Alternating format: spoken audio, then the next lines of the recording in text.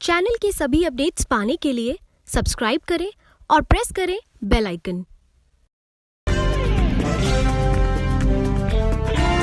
उत्तर प्रदेश के उन्नाव सीट से 2019 के लोकसभा चुनाव में विजयी हुए भाजपा सांसद साक्षी महाराज से पूर्वांचल प्रवासी सहयोग मंच के राष्ट्रीय अध्यक्ष सुधीर कुमार श्रीवास्तव ने उनके आवास पर मुलाकात की और उन्हें बुके के साथ जीत की बधाई दी। इस मौके पर पूर्वांचल मोर्चा के प्रभारी दिनेश प्रताप सिंह ने भी अपने साथियों के साथ साक्षी महाराज से मुलाकात की और उन्हें जीत के लिए बधाई दी।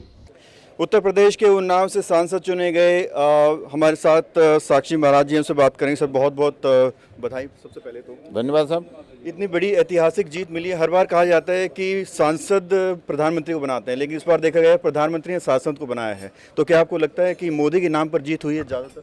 बिल्कुल बात सही है। हम लोग इतिहास में पढ़ते रहे हैं कि सांसद चुन के आते हैं तो प्रधानमंत्री का चयन करते हैं, पर हिंदुस्तान के इतिहास का पहला चुनाव है कि एक प्रधानमंत्री ने 350 से ज़्यादा सांसदों को चुना है।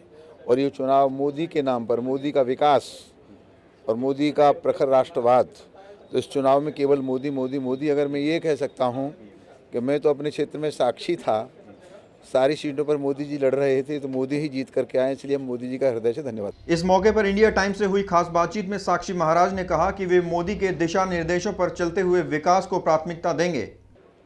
प्राथमिकता तो जो काम पिछले 65 सालों में नहीं हुए, प्राथमिकता के आधार पर हमारे मोदी जी की सरकार ने, मोदी जी ने उन कार्यों को करने का काम किया। तो हम ये कह सकते हैं जो 65 साल में कार्य नहीं हुए वो कार्य 5 साल में हुए।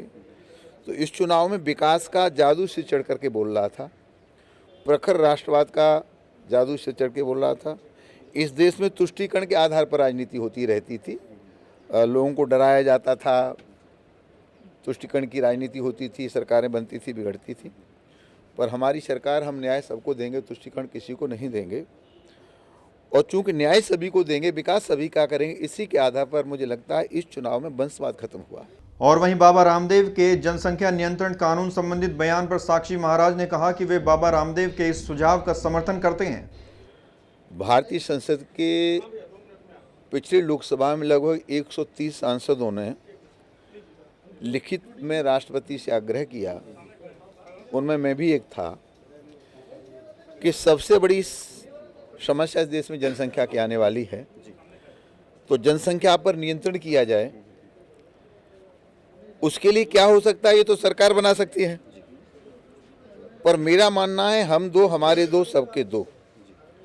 ये भारत संविधान के आधार पर चलेगा, तो सबसे सहमति बना करके, सभी पार्टियों से सहमति बना करके, ये जनसंख्या किसी एक व्यक्ति की समस्या नहीं है, पूरे देश की समस्या है। जमीन थोड़ी होती चली जा रही है, संसाधन थोड़े होते चले जा रहे हैं और जनसंख्या बढ़ती चली जा रही है।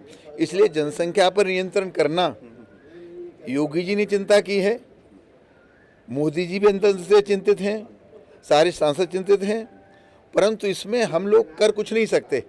सर्वसम्मति से करेंगे जो कुछ करेंगे सो, परंतु जनसंख्या हिंदुस्तान के लिए एक बहुत बड़ी समस्या है, इसके समाधान के लिए कारगर कदम उठाने ही पड़ेंगे। एक और आखिरी सवाल मैं करना चाहूँ, कैबिनेट का निर्माण होना है, गठन होना है, क्या आप भी, साक्षी महाराज भी किसी मंत्री पद की उम्मीद कर रहे हैं? मेरे लिए सबसे बड़ी उपलब्धि और सबसे बड़ी प्रसन्नता दोबारा देश के प्रधानमंत्री भारत के भाग्य विधाता नरेंद्र भाई मोदी बन रहे हैं।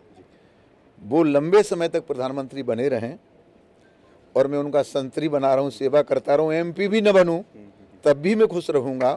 मुझे कहीं भी इच्छा नहीं है कि मैं उनके कैबिनेट में उनका हिस्सा बनूँ, न मैंने डिमांड की है, न मेरी अपेक्षा है, न मेरी सिफारिश है, न मैंने किसी से सिफारिश कराई है।